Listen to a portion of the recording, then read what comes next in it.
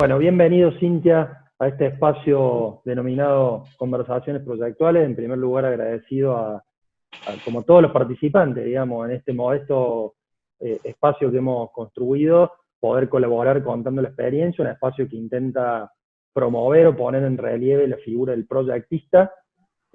Mucho conocemos en el campo de la arquitectura y la obra civil sobre la figura del diseñador, y en menor medida, pero también es visible la figura del constructor con los carteles de obra y demás, y siempre la figura del proyectista queda ahí como un poco tras escena, ¿no? Entonces este espacio pretende a lo largo de los distintos episodios poner en relieve y poner en conocimiento a distintos profesionales que a lo largo del mundo, porque tenemos algunos invitados internacionales, están contribuyendo desde ese lugar. Así que bueno, en primer lugar, y como todos les digo, no entramos tantísimo en lo personal porque hemos elegido como opción una pequeña bio en el post de los entrevistados, como para poder entrar de lleno en lo que es el episodio. Así que en este caso, Cintia viene de una empresa que personalmente admiro mucho, que conocí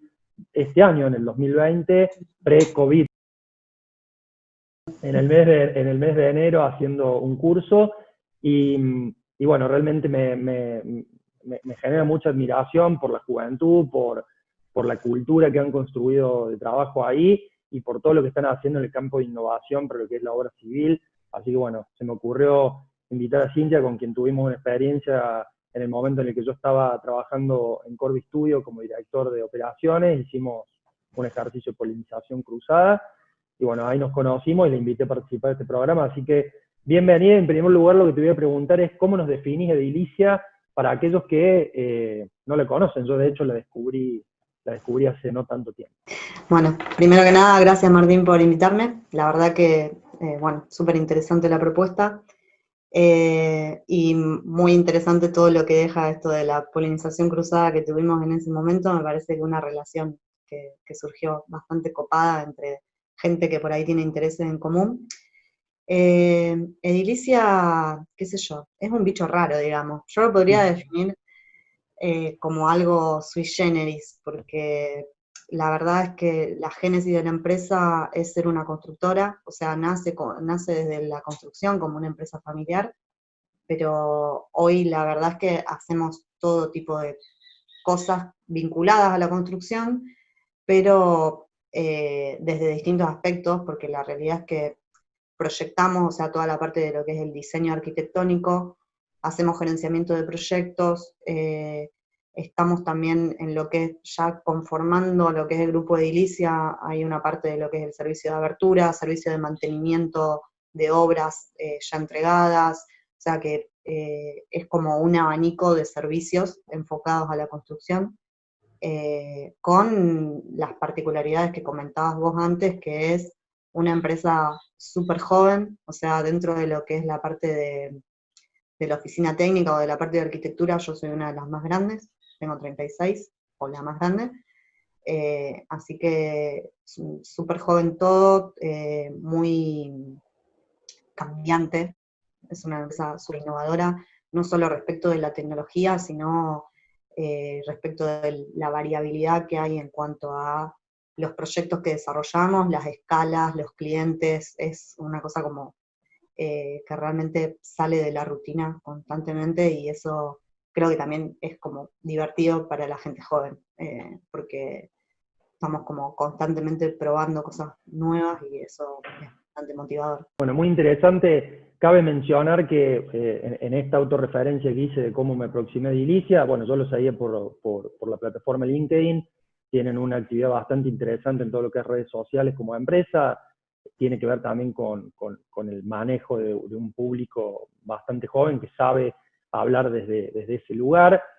o que le pone voz a la empresa desde ese lugar, lo cual también siempre me ha parecido súper innovador, ¿no? La manera que comunican su propia cultura, bueno, lo que fue Edilicia Play, que ya después nos podrás contar, entre estas cosas que todos hemos hecho en periodo de cuarentena, no se quedaron quietos, y a donde me interesa sobre todo ir es, cuando los conocí me pareció muy fuerte la base que tienen, o el fundamento que tienen desde lo metodológico, o sea, ahora nos va a contar Cintia, pero siempre me pareció una empresa que, bueno, no está simplemente operando,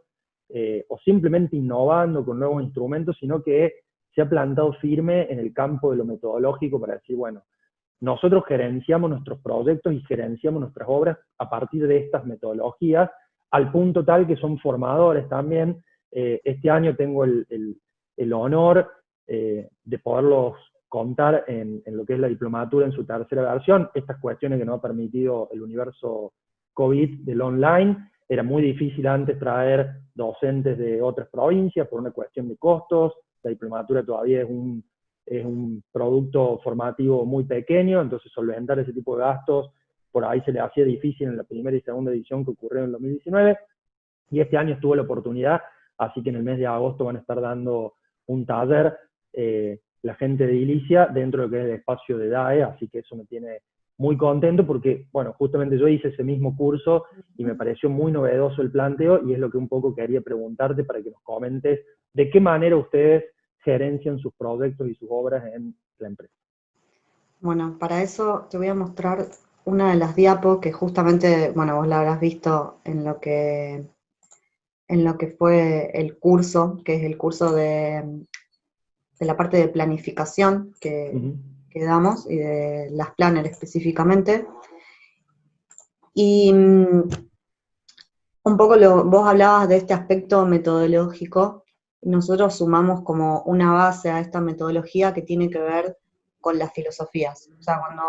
me puse a pensar como, bueno, ¿cuáles son las metodologías con las cuales nosotros abordamos los proyectos o trabajamos en la parte del gerenciamiento de los proyectos? Creo que hacemos un mix metodológico, pero viene de la mano con cuestiones filosóficas que nos atraen a nivel empresa. Particularmente todo lo que es la parte de agilismo, que creo que es algo que estamos usando mucho, y de Lean Construction, en el cual también nos estamos apoyando mucho, y esta cuestión de mejores personas, mejor empresa, o sea, como apuntalando siempre, más que no solamente a lo metodológico, sino también a los procesos en sí mismos,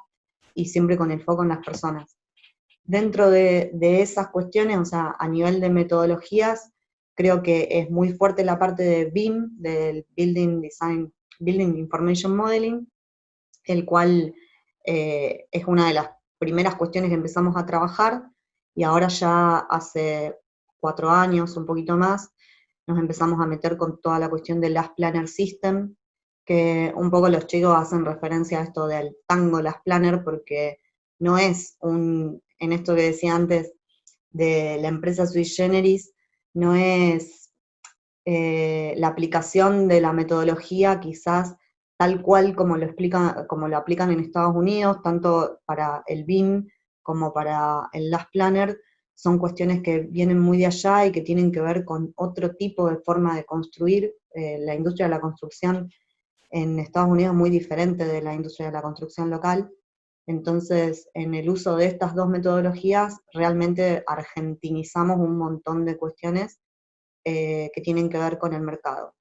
Y después, bueno, BIM está muy relacionado con lo que es el VDC, el Virtual Design and Construction, que tiene que ver con esto de el modelo como una base de datos y tratar de construir lo más posible virtualmente, pero no dejamos de estar tampoco relacionados con algunas metodologías más tradicionales como es la parte del PMI. O sea, hay algunas cuestiones o procesos en los que seguimos trabajando dentro de lo que es la metodología tradicional. Así que bueno, en cuanto a cómo trabajamos los proyectos, tiene que ver con esto, con un paquete grande de metodología del cual vamos como mechando dependiendo las necesidades y las particularidades de cada uno de los proyectos. Y una cuestión con la que nos estamos metiendo también actualmente es con la parte del IPD, el Integrated Project Delivery, soy media mala con el inglés, que tiene que ver mucho con la iteración con el cliente, y con poder ir en esos cambios de definiciones, ir manejando cambios en los alcances, cambios en el presupuesto, y que el cliente pueda hacer una parte más integral de lo que es el proceso de definición del proyecto, que bueno, que de a poco lo estamos incorporando en muchos de los proyectos. O sea que de alguna manera me parece interesante este concepto de tango, las planners. O sea, hay una, justo volviendo a lo autobiográfico, en enero fue que hice el curso de verano con ustedes y en febrero hice un curso de verano del Project Management Institute, el capítulo Córdoba, así que me fue muy nutritivo para ver las dos propuestas y, y llegué a la conclusión muy personal, y que ustedes han llegado previamente a esta conclusión por lo que decís ahora, que este debate agilismo versus cierta Sí. certeza o previsibilidad del que plantea el PMI, me parece que se pueden llevar mucho mejor de lo que uno plantea cuando uno ve cómo ustedes gerencian sus obras a partir de distintos dispositivos de gestión que se acercan a algunas cuestiones que tienen una visibilidad mayor, como un master plan, y algunas cuestiones que son más de una programación semanal, o sea, más ágil, pueden entender que tranquilamente pueden convivir las dos metodologías, y creo que lo que ha hecho muy inteligentemente Edilicia ha sido generar su propia suite, o sea, su propia metodología, tomando mejores prácticas de distintas metodologías y apoyado, como decís vos ahí en la filmina que estás mostrando, desde una filosofía, ¿no? O sea, la metodología viene después de lo filosófico y después uno cuenta con herramientas que ya después nos podrás contar, pero bueno, uno en herramientas hoy, el campo de la herramienta explotado, hay, para todas estas metodologías hay una oferta bastante interesante de herramientas y bueno, ahí ya entra en lo personal, entra en la disponibilidad que uno tiene, algunas son gratuitas, otras son aranceladas, pero lo que me interesa es sobre todo el campo de lo filosófico y el campo de lo metodológico, en un rubro que es muy pragmático, nuestro rubro local de la construcción en Argentina, pero es muy poco de parar la pelota y ponerse a pensar, ¿no? De ponerse a pensar cómo innovar, cómo mejorar sus prácticas, de entender la mejora continua como parte de una naturaleza, de un ser vivo que es una organización, y eso es lo que creo, o al menos lo que más admiro yo de Edilicia, así que me parecía muy interesante. Si ahora tomo las metodologías que mencionas, y de hecho las que estoy viendo ahí en pantalla, y entro a fondo en,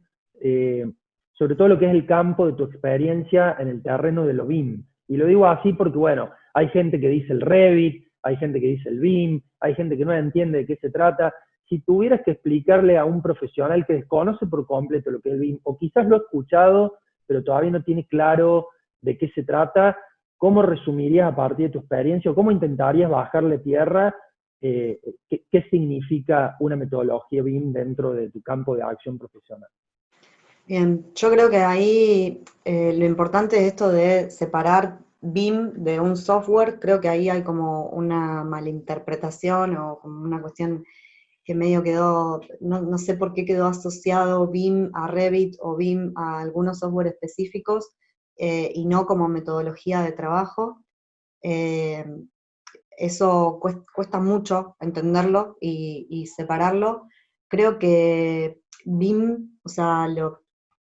lo importante es entender esto de, primero, pensar en un concepto básico que es la cuestión del trabajo colaborativo. O sea, realmente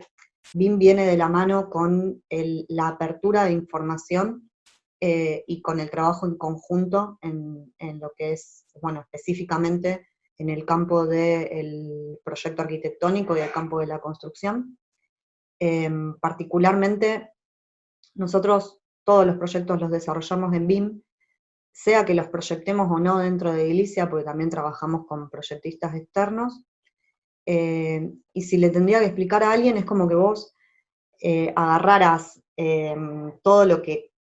forma parte de ese proyecto de arquitectura, toda la información, y la metieras en un solo lugar. Es el CAD que tenés para tal cosa, es la planilla de armadura, es las planillas de iluminación y ventilación de la municipalidad, es la información que te da el sanitarista, es el catálogo de iluminación, todo metido en un solo archivo global al que todos tienen acceso y en el que todos participan y alimentan de manera colaborativa. Creo que esa sería la base de BIM, y el éxito es que mientras más agentes involucrados tengas en etapas tempranas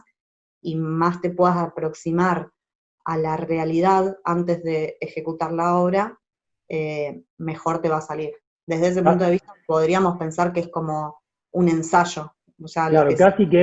estaba pensando, me encantó tu concepto y yo pensaba, bueno, me gusta mucho la literatura y me gusta mucho Borges, y digo, es casi un Aleph de nuestro universo, ¿no? Porque es como un punto, que en este caso es un archivo, que contiene el universo mismo de ese proyecto de obra civil. O sea, contiene, como dice Cintia, una serie de información paramétrica, una serie de información geométrica, una serie de data que uno luego,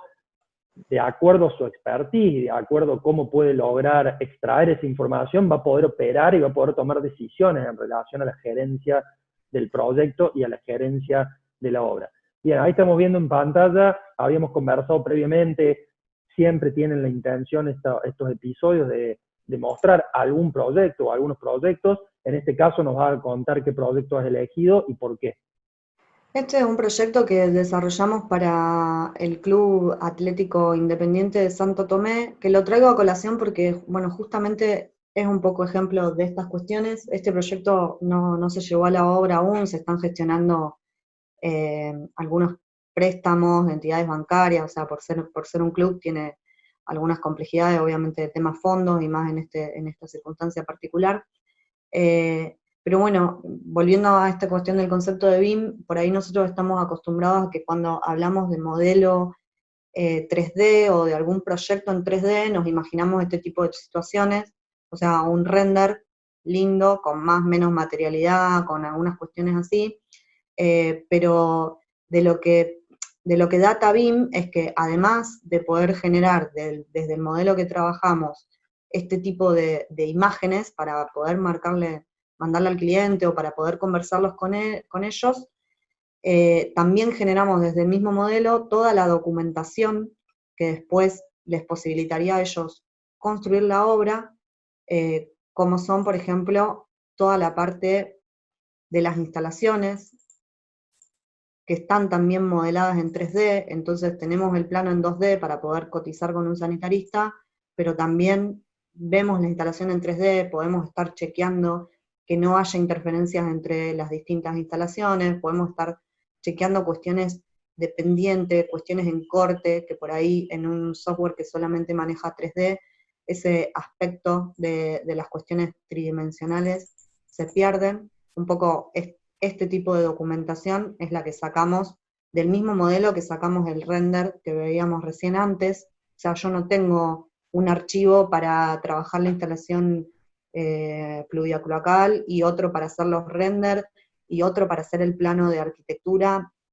y otro distinto para mandarle al ingeniero. Esto está todo en un mismo dato, donde vos tocas, no sé, el inodoro y te dice inodoro, ferrum, bla, bla, bla, y que hasta le podés poner el precio si quisieras. E incluso en este proyecto trabajamos también con una empresa de climatización de acá de Rosario, con Bunker, en las cuales ellos hicieron toda la parte del proyecto de acondicionamiento térmico. Ellos estuvieron capacitando en BIM, entonces sobre el mismo proyecto de arquitectura modelaban toda la parte de los conductos, nos permitía chequear espacios técnicos, el ingeniero nos pasó todo lo que es el modelado de las vigas, entonces uno llega a una situación de prácticamente un modelo de prueba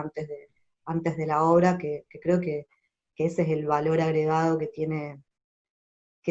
BIM con respecto a otro tipo de metodología, que es la cuestión de tratar de minimizar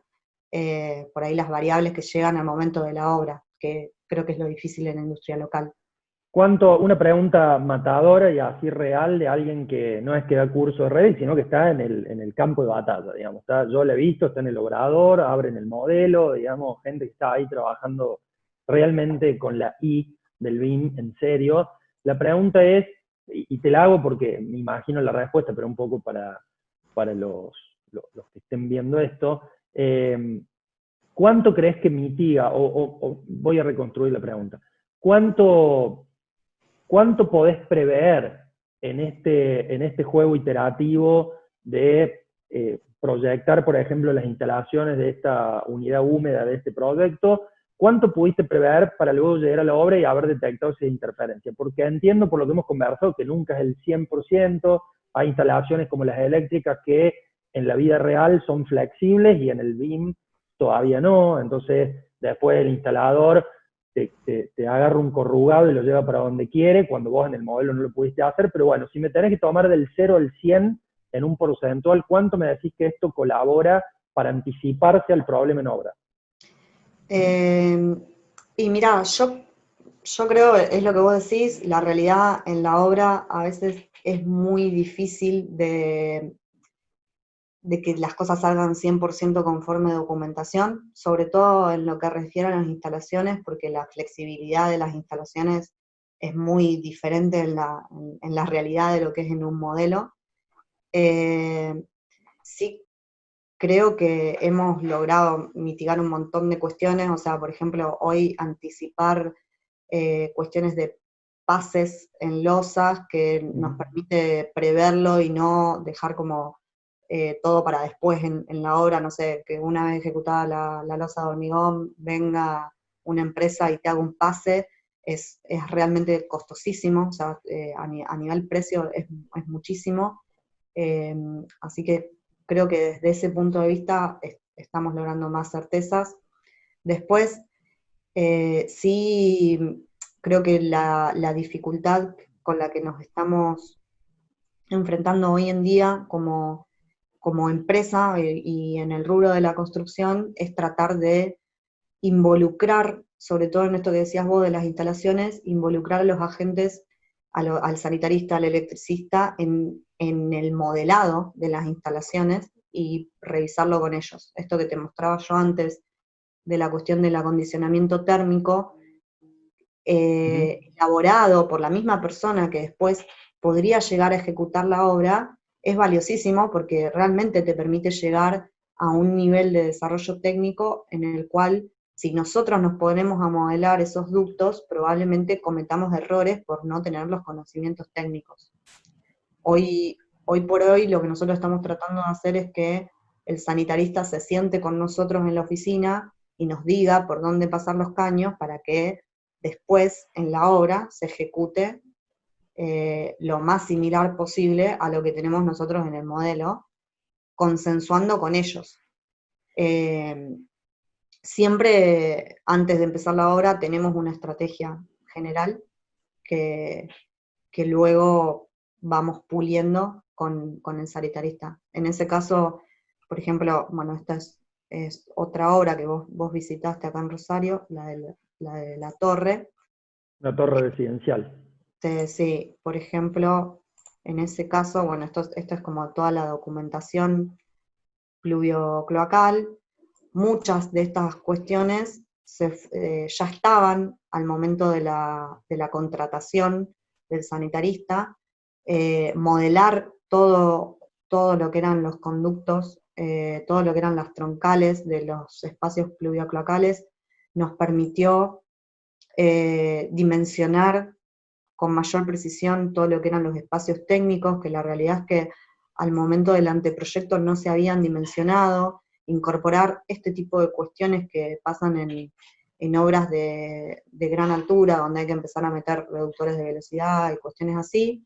que no estaban contempladas al momento del anteproyecto, y creo que estas son las cuestiones que de alguna manera modelarlo de antemano, si bien después en el detalle se termina de definir con el sanitarista, tener estas cosas gruesas modeladas antes de ejecutar la mampostería, al momento de prever los pases en losa y cuestiones así, son cosas a las que hoy nos estamos anticipando con bastante certeza. Cintia, una pregunta. Hablando de la instrucción, porque eso es lo que me interesa, y bueno, me ha tocado en lo personal estar en obrador, de hecho, de esta obra, y le comento también a la gente que Edilicia tiene una verdadera sala BIM, en términos de que su sala BIM es el obrador, donde hay monitores con el modelo en vivo, con todos los que participan en las decisiones sustantivas de la obra, gerenciando el problema de la obra con el modelo. ¿Cómo crees que convive hoy? Por eso a mí me gusta llamarla instrucción, porque de alguna manera cuando vos estás viendo una pantalla con el jefe de obra, con los distintos contratistas, con vos de la oficina técnica en representación y demás, están viendo instrucciones, digamos, instrucciones en un soporte tridimensional. Pero también está el viejo y querido plano de obra, digamos, el legajo, que también está presente siempre en los obradores, que a veces es incómodo, que a veces es un soporte que tiene un sistema semiótico que lo entendemos los del rubro, pero muchos otros no lo entienden, una simbología especial y demás. ¿Cómo crees que hoy convive o que transitan la convivencia ambos soportes de instrucción? ¿Me explico? Le pregunto, o sea, vos has usado los dos en obra, el documento y por otro lado también el modelo en vivo. El modelo lo entiende ya el actor de obra, todavía cuesta, al operador, requiere tener un operador obviamente, o sea, ¿cómo ves esta cuestión contemporánea de la convivencia de esos dos soportes de instrucción? Mira, yo creo que hoy en día tener estas pequeñas oficinas en cada una de las obras nos trae una ventaja importantísima. O sea, la realidad es que estar discutiendo con el modelo abierto y viendo en 3D el conflicto con el sanitarista, con el jefe de obra presente, la realidad es que nos da una ventaja enorme. Hoy por hoy estamos tratando de que la documentación que llega a la obra, primero tratar de que no sea en formato papel o tratar de minimizarlo. Estos son archivos PDF en una plataforma que nos permite visualizarlo, pero que al tenerlo justamente en digital te permite hacer zoom, te permite que no depender de un plano gigante en una obra donde el viento te mata. Eso es algo que realmente va mejorando y creo que hoy por hoy, en el cual la mayor parte de la gente que está en la obra maneja un celular y maneja WhatsApp, poder pasarle el archivo en digital es cada vez más fácil. Y lo he visto usar tabletas también, ¿no? Usan mucho tableta en obra ustedes. Sí, sí, usamos las tablets y también este tipo de visualizadores se puede abrir en el celular y lo bueno es que nos deja como incorporar, por ejemplo, fotos de situaciones de la obra para corregir o capturas de partes del 3D del modelo para también operar ahí como ver el problema desde otro punto de vista. Estamos tratando de que en la mayoría de los planos se incluya detalles en 3D, porque creo que hay complejidades que los planos no las representan. Estamos en un mix de las dos cosas. O sea, la realidad es que hoy el plano como documento, no prescindimos de esa documentación. O sea, sigue siendo necesario y sigue siendo un documento técnico y de comunicación con la persona que lo va a ejecutar, pero que muchas veces en determinadas situaciones de complejidades quedan cortos, entonces al poder sumar una captura de pantalla, un archivo 3D, es algo que realmente aporta muchísimo. De hecho... Y aparte algo no menor, siente un ahorro de papel, ¿no? Porque estamos hablando más allá que se sigan imprimiendo algunos planos del legajo, pero antes todo esto era impresión, digamos. Entonces un costo de insumo, un costo de papelería poco ecológico. Digamos. De tiempos también, porque lo que nos pasa hoy es, por ahí, qué sé yo,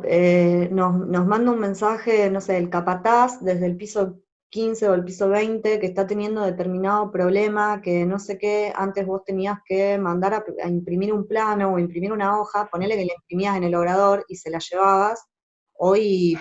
esto se lo pasás así en PDF y ya está, te ahorraste el tiempo. Nosotros, particularmente en la obra, no tenemos un plotter, por lo cual mandar a ploteo implica mandar a plotear, esperar a que llegue un cadete con el ploteo, que hoy